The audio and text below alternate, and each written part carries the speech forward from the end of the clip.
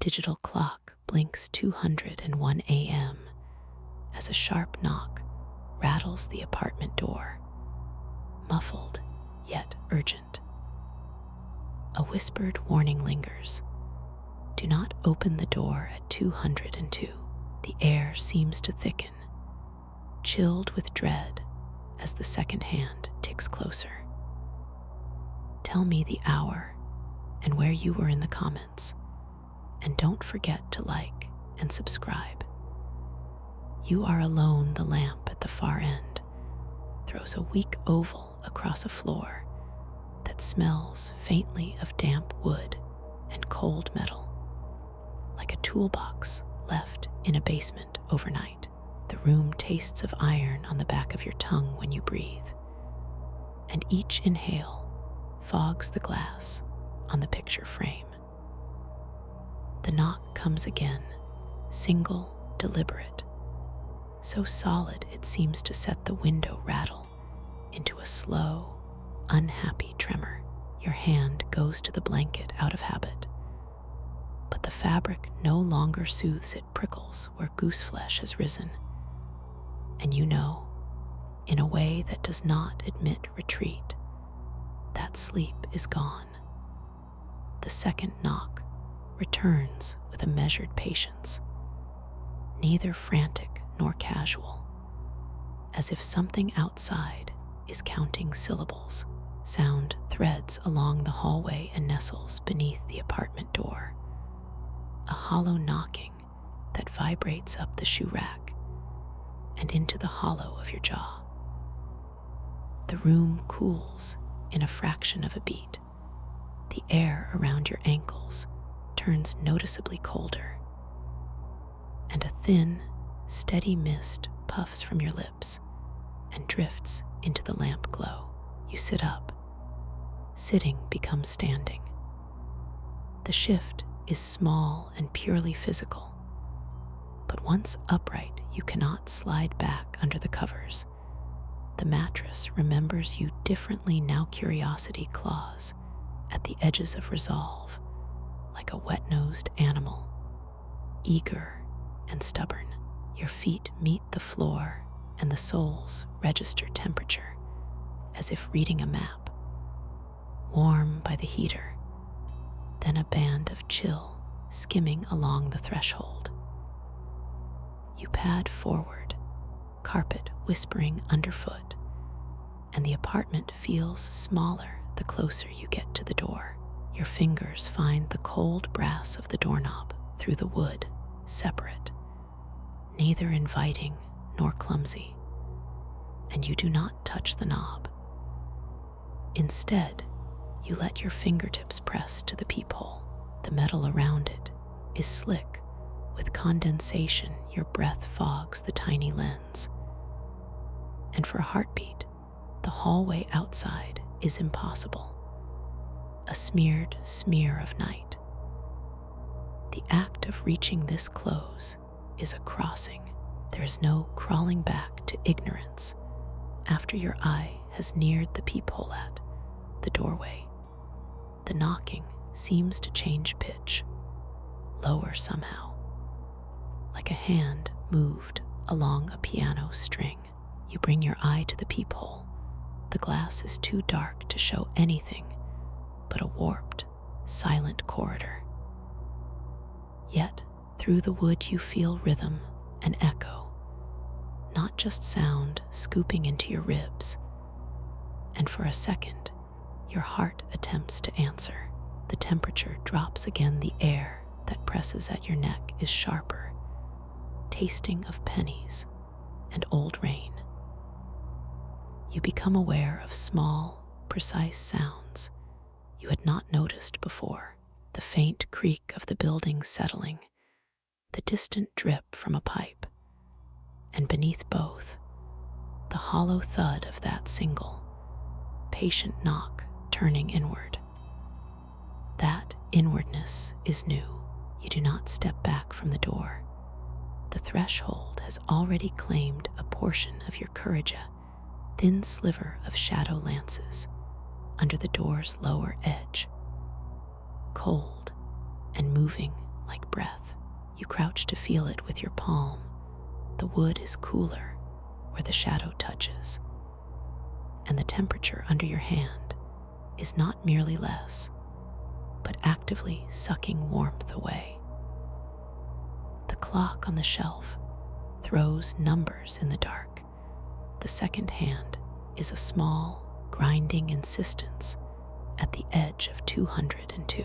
You recall the whisper and echo now, perhaps memory or perhaps suggestion, and it tilts your thought so that curiosity is no longer innocent. It is a choice. Hands trembling, you reach to press your forehead to the door, as if that proximity will let you hear better the metal of the deadbolt bites into your skin where you grip. And the bite is real, drawing a thin, hot line of pain you cannot conceal. Blood dots the knuckle. The contact marks you cannot unfeel that sting. The knocks continue, patient and measured, each one a small, deliberate punctuation that shortens the space between heartbeats. The lamp's yellow pool seems to inhale and exhale with your breath, dimming minutely and then brightening, casting the room into a slow, indecisive flicker. The shadows move like something learning the angles of your furniture.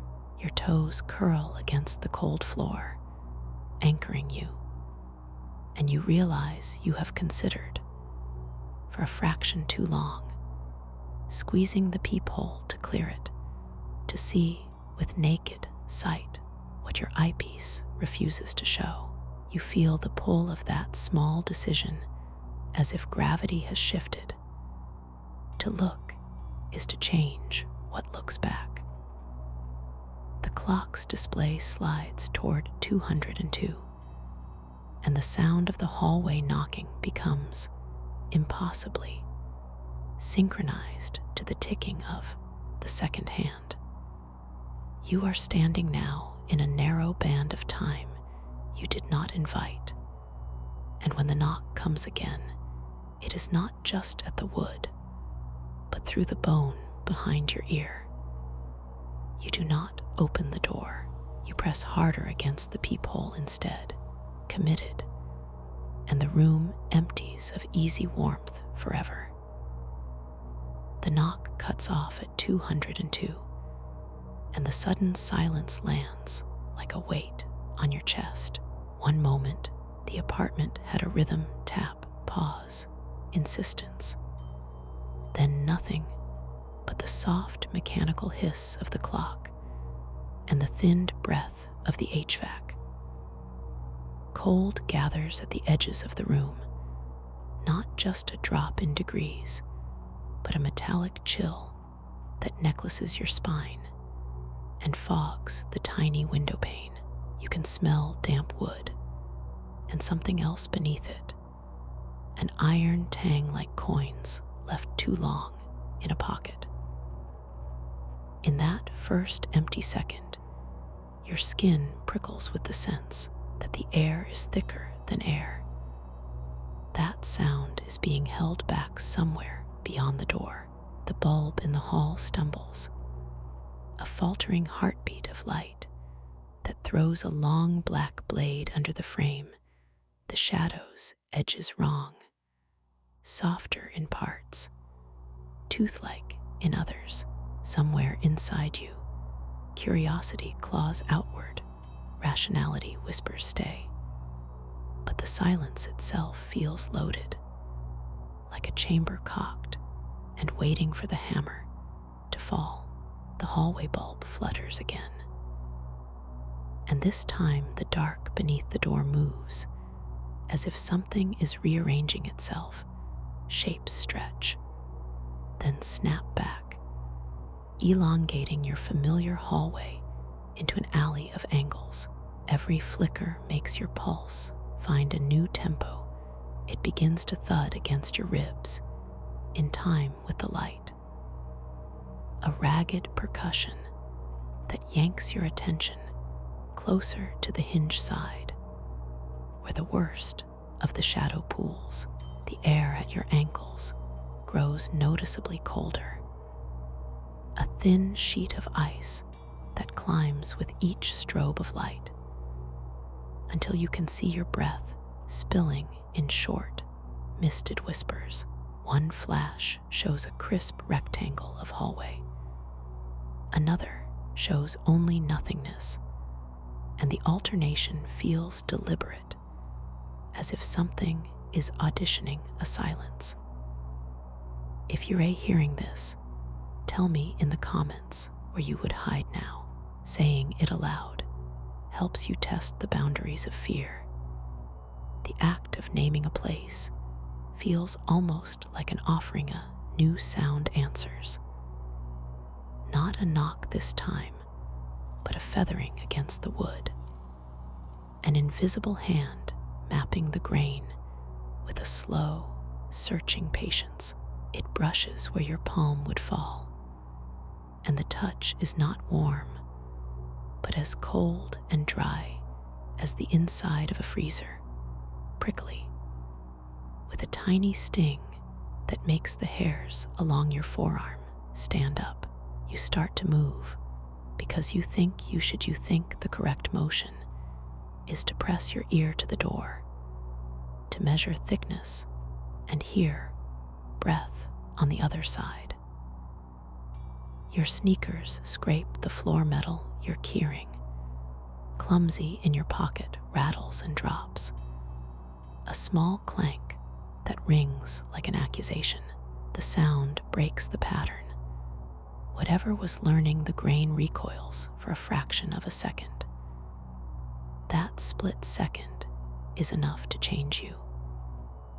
Your body tightens, and a decision lodges in your throat like a seed. You will not open the door, though you can no longer argue that you can simply remain still. The hallway's creaks begin to compound, a slow list of complaints, as if the building itself were shifting its weight away from you. Light skips once more, and then fails to find the same cadence. Now the bulb blinks in shorter, frantic bursts that throw your living room into a cinema of stuttering silhouettes. Shadows you thought were cast by coat hooks twist into suggestion of limbs, then collapse back into nothing. And each collapse leaves a colder draft that smells faintly of ozone and old paper. The pressure in the room tilts. The air feels denser on the side of the door, like a hand pushing from within the walls. You press your fingertips to the cold. Wood the varnish is slick, with a condensation that cools your skin. And you can hear, just under the hum of the clock, the faintest rustle of fabric, like someone adjusting a sleeve. The sequence has tightened every rule. Time narrows to beats between blinks. The light refuses to be steady.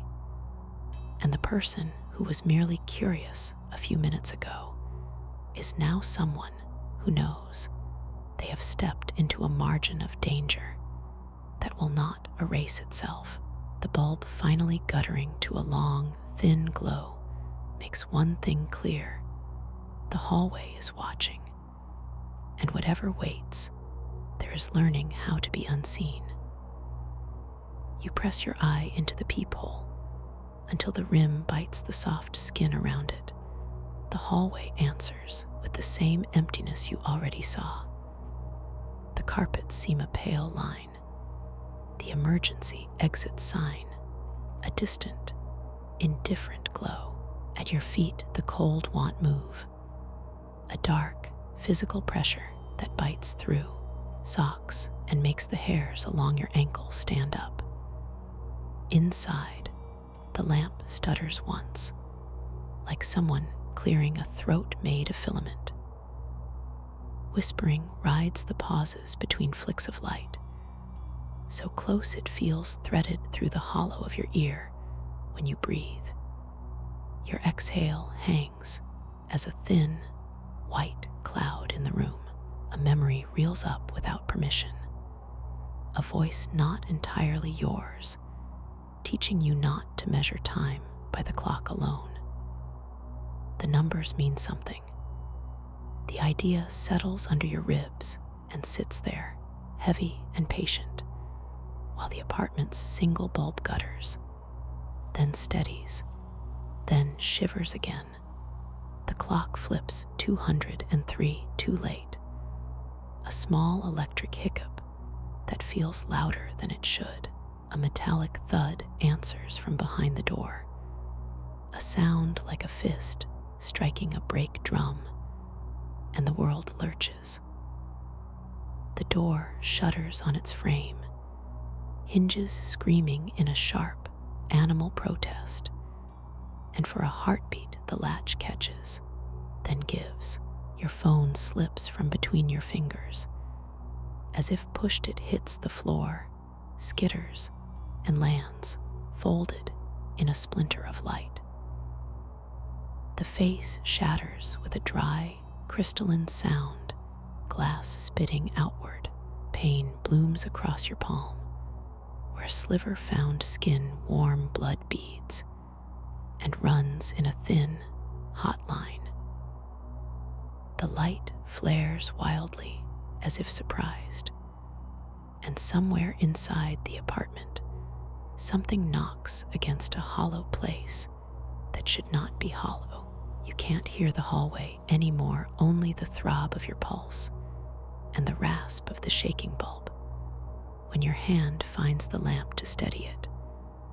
The metal is cold as river stone. The room answers with a deeper cold. A wind that smells faintly of iron and old rain. The peephole gives nothing but the same narrow corridor. But when you pull back the pressure on your eye, the hallway looks subtly wrong, the molding too high.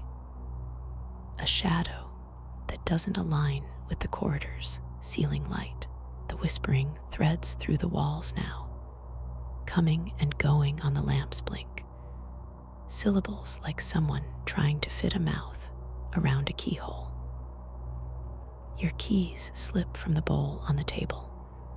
As if gravity took pity on them, they hit the floor, jangle, and a small, terrible suction takes them toward the base of the door.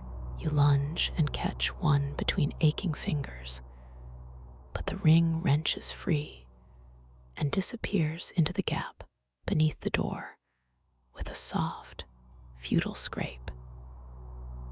You cannot push the ring back. It slides into a darkness that doesn't reflect the lamp and is gone. The apartment's geometry has lost you, a thing you cannot replace. That loss sits in your stomach like a stone slow understanding begins to edge into the panic. The whispered warning wasn't merely prohibition. It was boundary. 202 was a hinge, and you stood on the wrong side when it closed. The air tastes older now, like books left in damp basements. Every inhalation pulls a little of that age into your lungs. The lamp hiccups again, and then dies in a small, polite clunk. Whatever light you have left is the thin green of the digital clock and the fractured blue of your phone's cracked screen, both unreliable and small. Shadows crawl up from the threshold and reach for the carpet with fingers that make no sound. Your heart seems to step out of rhythm, striking in time with the door's tiny, continuing tremors, and each beat feels like a footfall elsewhere. You cannot call anyone. Your voice catches on the metal taste of the room, and the phone's cracked face only reflects a face that is not entirely yours. The door leans inward a hair, a movement so slight it could be imagination. And through that nagep, you feel the pressure of something watching, not with eyes, but with attention. The marker has passed. There is no putting this night back where it was. The threshold has been altered, and whatever waits will measure you by what you've lost. The knocking twists into something else, a frantic staccato that stabs the drywall and vibrates underfoot. A small army of nails ticking against the timber. The temperature drops so abruptly that the occupant's skin prickles, breath fracturing into thin, white knives that hang like ornaments from the tongue. The light in the living room spasms once, twice, a weak heartbeat, and each blink throws the hallway's shadow into a new, obscene shape. A memory surfaces, more felt than thought. Someone had whispered that 202 was a seam, not a minute. A place where two airways wink and line up. The idea lodges like a splinter curiosity, becomes a raw, aching thing beneath the sternum. The banging changes its cadence, now answering from the inside of the door itself, as if something heavy is pacing the other side of the wood. A hollow, metallic thud snaps the quiet behind the door, and the occupant flinches so hard a cup rattles on the counter, and the sound grazes their teeth. The hallway bulb flickers in a slow, maddening rhythm. The shadows under the frame smear and lengthen with every pulse of light. Cold breath curls across the nape of the occupant's neck, though no one is near, an intruder of air, not body. And with it comes the sensation that the apartment has shrunk, walls bent inward inch by inch. Fingers go to the knob out of emotion older than reason. Fingertips grazing brass that tastes faintly of iron. They stop because the warning returns, this time closer, as if it had been rehearsing behind the hinge. Do not open the door at 202. The voice is a rasp like winter leaves scraped across bone, and the stillness that follows is heavy with consequent. Silence sits like a weight until it doesn't. The knocking surges again, furious and internal now, as though whatever waited beyond the threshold had found a new rhythm and is practicing it inside the frame. The occupant's heart has learned to match that rhythm. The room is a metronome of dread. Light from the single lamp grows sickly and then goes out, plunging the apartment into a night so dense the hairs on the arms stand as if to listen. Then a force from the doorframe, sharp, internal, delivers a blunt slam that rattles the teeth. The doorknob vibrates on its spindle, but does not turn. Something hard meets the wood, then something wet, soft, slithering along the grain, and the occupant feels an immediate, stupid hunger for the door to remain closed, because every sense insists the other world presses its face against theirs. A hiss, small and intimate, breathes through the crack beneath the door, cold and mineral against the toes. The flicker resumes within the apartment with a frantic tremor, and from the hallway comes a whispering that is less language than intention, phrases curling and dying on the other side of the wood. The clock cheats 2 rounds of seconds and declares 203 in a bleak digital blink. It is too late. The occupant's hand, trembling, finds the edge of the door and pulls at the paint, varnish flakes catching like teeth under the nails. For one horrible, opening instant, the frame answers, the door convulses, and the bolt groans. And then the plane of the entrance bows inward as if inhaling. The sudden inward motion throws the occupant back their shoulder, clips the coffee table.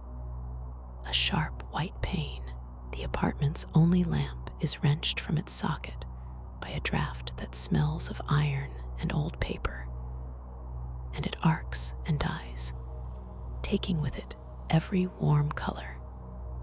Then the door gives way on a slow, excruciating creak, and the world beyond it is a clean, absolute black, no hallway, no bulb, just a depth that drinks light. That darkness is not absence, it is presence. It hums with the cold of a well and the silence of a grave.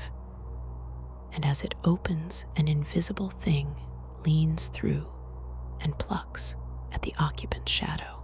The shadow peels away with the sound of wet cloth torn, sliding off the carpet, and into the throat of the void where it left is a pale imprint, like frost on skin. And the occupant notices the room's temperature recalibrate to a bitter, animal cold.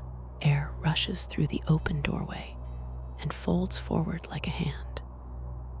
And in that hollow, the phone on the table glitches into static, then goes black, battery dead despite minutes ago showing full. The consequence is immediate. Sound is thicker. Speech feels muffled. The occupant's voice has lost a register. A small human frequency gone with the stolen shadow. Breath becomes a labor, the lungs working against a pressure that feels as if the doorway measures the cost of every inhale. In that suspended instant, memory rearranges. The whispering warning from earlier now reads like a rule, not a plea. Opening at 202 didn't allow something entry so much as permitted something to take. The occupant tries the peephole again, but there is nothing to see, only a swallow of charcoal. The hallway no longer exists in any useful way. The apartment's geometry has shifted, thresholds porous where they were once solid. The cold that fills the room is slow and competent. It lays a thin, glittering film across the windows and gathers at the lip of the open doorway like a promise. When the bulb dies for good, the door yawns fully into that black, and the world becomes a throat, swallowing the last sliver of light. The occupant stands with a hand ghosting the knob, breath like a lantern flickering against a night that is not theirs. The realization lands heavy and precise. 202 is not a time to pass through, but a seam to resist on the other side. There is patience and appetite and rules that do not translate. The final image holds door wide into absolute void, the lamp extinguished, and a cool wind tasting of old iron threading the apartment. And then, quietly, tell me the hour and where you were in the comments. And if you felt it, subscribe for more.